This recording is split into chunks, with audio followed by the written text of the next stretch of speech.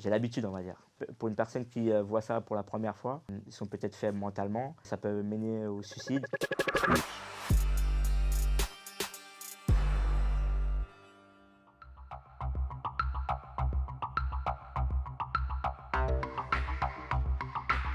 Et il y a une amie à moi qui m'a envoyé par message privé, comme quoi il y a une photo de moi qui tourne sur les réseaux sociaux. Et moi, en me réveillant, je découvre la photo.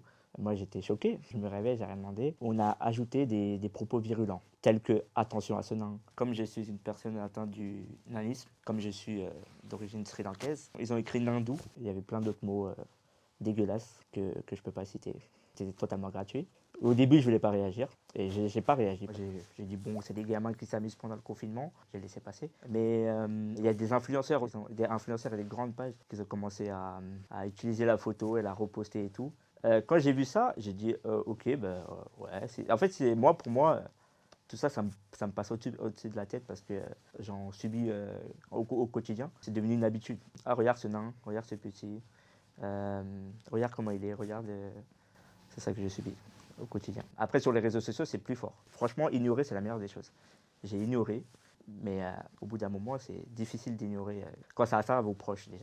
Il y a un proche qui l'a envoyé à ma mère, comme quoi il y a une photo de ton fils qui tourne sur les réseaux sociaux. C'était arrivé à un point que je ne pouvais pas supporter. Et je suis allé déposer plainte. J'ai contacté une association qui m'a aidé à bloquer ces publications. L'association qui m'a aidé à bloquer ces publications, c'est Net Écoute. Ils sont vraiment efficaces, ils sont réactifs, ils vous écoutent. En même pas 48 heures, 72 heures, il y a beaucoup de travail de fait. Ils ont pu supprimer beaucoup de publications. C'est juste arrêter de blesser des gens qui vous auront rien demandé. Vous ne connaissez pas la personne en vrai. Moi, je suis quelqu'un de fort. J'ai essayé de surmonter cela parce que c'est pas la première fois. Du coup, j'ai l'habitude, on va dire. Pour une personne qui voit ça pour la première fois, ils sont peut-être faibles mentalement et ça peut mener au suicide. C'est risqué en fait. Juste pour une publication mener au suicide pour une personne qui n'a rien demandé, ça sert à rien. Et en gros, c'est comme si la personne qui a partagé ou qui a publié cela a commis un crime sans le vouloir.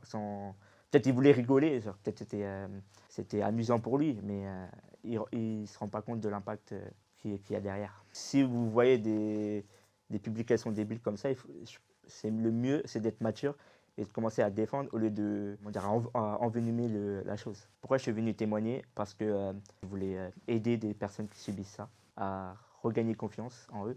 Qu'est-ce que je pourrais conseiller? C'est d'avoir un bon entourage, faire confiance à sa famille. Il faut en parler.